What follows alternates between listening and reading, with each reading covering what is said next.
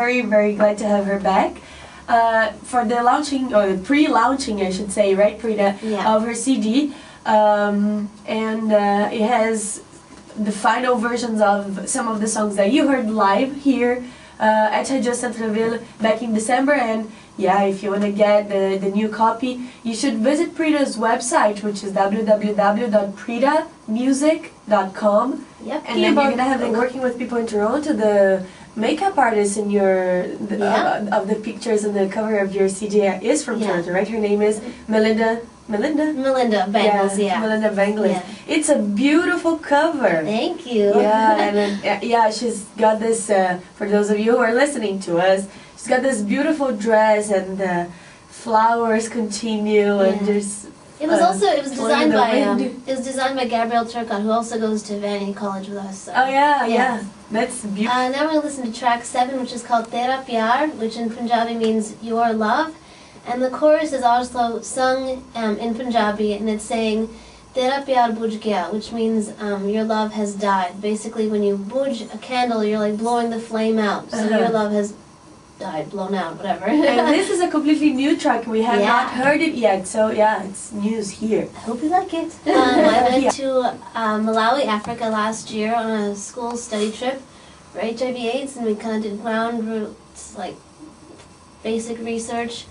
We researched and asking people why HIV/AIDS is such a big problem in Malawi, and we stayed in a rural village with no electricity. We bathed with a pail of water. We slept on the floor, and it was quite the experience. And you also did music with the kids around there, right? Yeah, actually, when they found out I sang, they got really excited, and it was a big life-changing moment for me, because I used to be really insecure, and I didn't have a lot of confidence when it came to singing. Like, I knew this was something I always wanted to do, but I never had, like, the heart to really pursue it and be brave about it. And so they were so happy that I sang, that they taught me a bunch of songs in their language, and I got to sing at the church and in the Member of Parliament's homes and like the villagers and stuff like that. And they were like, you have such a gift, you should use your gift. And so then I was like, it's true, I'm fortunate enough to get to sing, and I should really take it seriously. And actually the CD has come about because of them, because they encouraged me to do this and said that I could do this. So really, it was like an eye-opening. Yeah, for sure. I was like, why am I wasting my time being scared? I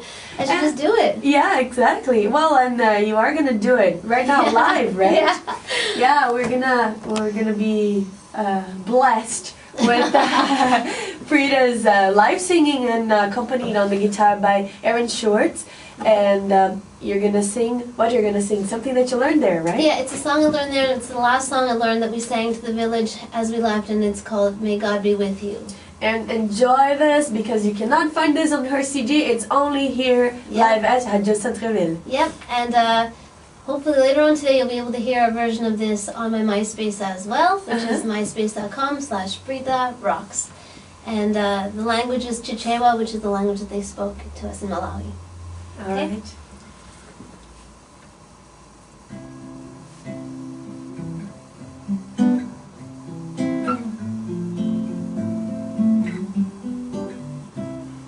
Mungu wako yanganireni, kufikira tionana, ansasunga kosa zake. Mungu wako yanganireni, etizakumanen sutu pamapazi ya Yesu. Etizakumanen sutu, Mungu wako yanganireni. God be with you till we meet again.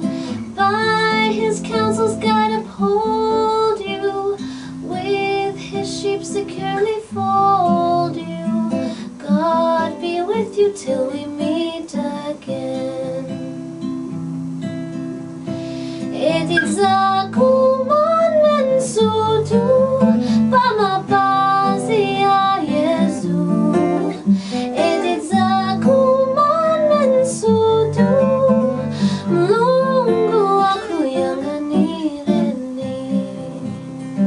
Mungu wako yanganireni.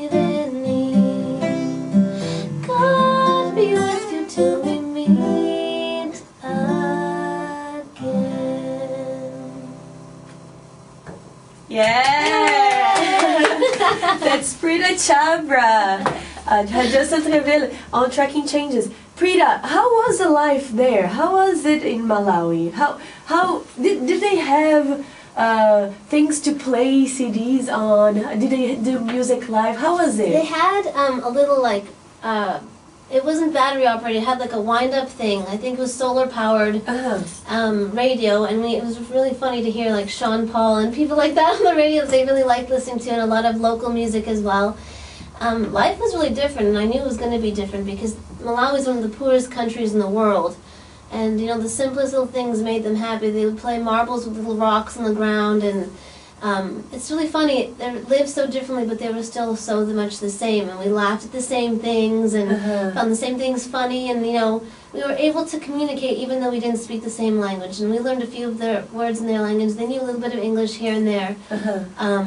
And I saw how hard they worked. And even with no electricity, you wake up with the sun and you go to sleep when the sun goes down. And life was completely different.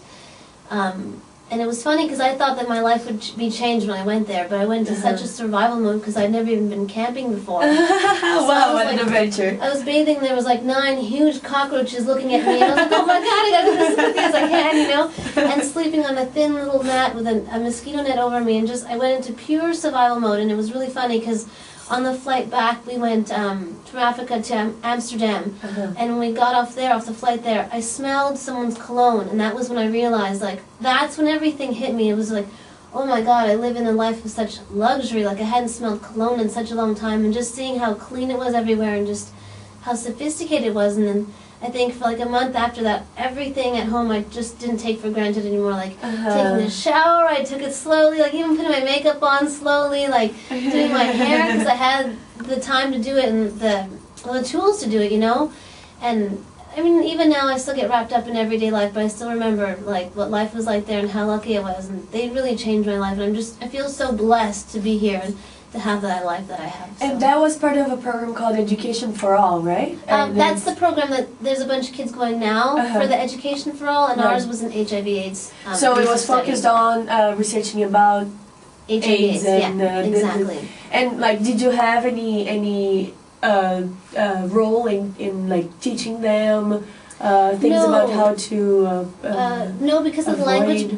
Because of the language barrier, but we were there to just ask questions. We had a translator with us, just to see, like, from all the different perspectives, like from the government, from the villagers, from the doctors and nurses, from the orphans, to kind of get information about everyone's perspective on it and why is it such a big problem there. And it was interesting to see, you know, what the government would say and then what the people would say and how everything is set up. But there is a huge hope there because the death rate has stopped. Like it's not going down, like it's not increasing or anything, it's stabilized. So that means that people are getting medicines and people are becoming more and more aware of it. I mean, in Africa, or in Malawi I should say, it's very taboo to talk about sex and stuff like that. So even people who are educating about it, they have to use words like, oh, it's the disease of the mattress, and hope that people, you know, understand what they're saying and how it's spread and stuff like that. And the church even used to they said if even like related to HIV/AIDS, like you would cast out of the church. But now even the church is talking about it because they acknowledge that it's a big problem. And I think awareness is the way, like the main way to really solve this problem. And we went there so that we can come back here to educate the youth and, you know, give them awareness about the Millennium Development Goals and that this is still a problem out there because a lot of the youth, they don't know what HIV/AIDS is. They think that, you know, only gay people have it, or there's a lot of misconceptions, or it's something that only people in Africa have, but it's all over the world. It's still a big problem, and we still have to beat this disease. Yeah. Oh wow, this is the socially engaged Prita Chhabra. And you have been working here, right? With your music, you've been raising awareness about the issue, right? Of course, yeah. Everywhere as much as I can, and even we've been going to different high schools and giving PowerPoint presentations about what we did and like with different pictures and images, and it's different when you see the pictures